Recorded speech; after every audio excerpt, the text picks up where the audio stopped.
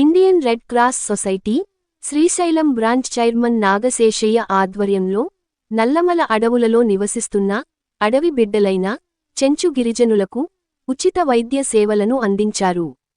నంద్యాల జిల్లా శ్రీశైలం మండలంలోని హటకేశ్వరం వద్దగల చెంచుగూడెంలో నివసిస్తున్న చెంచు బిడ్డలకు రెడ్ క్రాస్ సొసైటీ వారి మొబైల్ హెల్త్ వ్యాన్ను అందుబాటులో పెట్టి వారి ఆరోగ్య సమస్యలపై చర్చించి వారికి అవసరమైన మందులు, టానికులు ఇవ్వడం జరిగింది.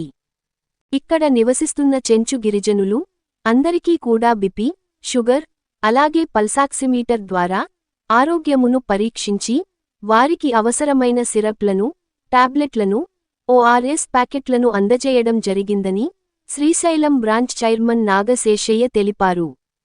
ఇక్కడ నివసిస్తున్న చెంచు గిరిజనులు నల్లమల అడవుల్లోకి వెళ్లి అటవీ ఉత్పత్తులను సేకరించి వాటి ద్వారా వచ్చిన ఆదాయంతో జీవనం సాగిస్తుంటారు.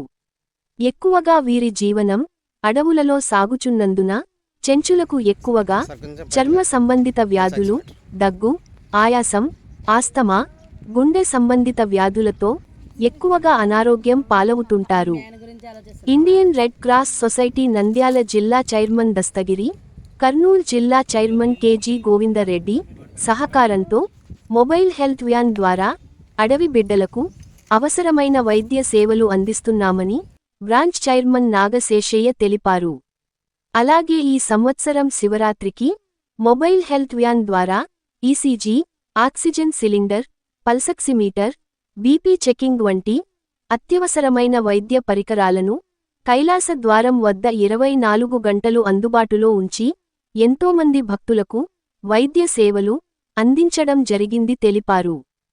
ఈ కార్యక్రమంలో స్థానిక గ్రామీణ వైద్యులు డాక్టర్ కె ప్రసాద్, విజయలక్ష్మితో పాటుగా సభ్యులు S Bhaskar, Damayanti, forest beat officer Tagore, ambulance driver Varun Kaushik పాల్గొన్నారు.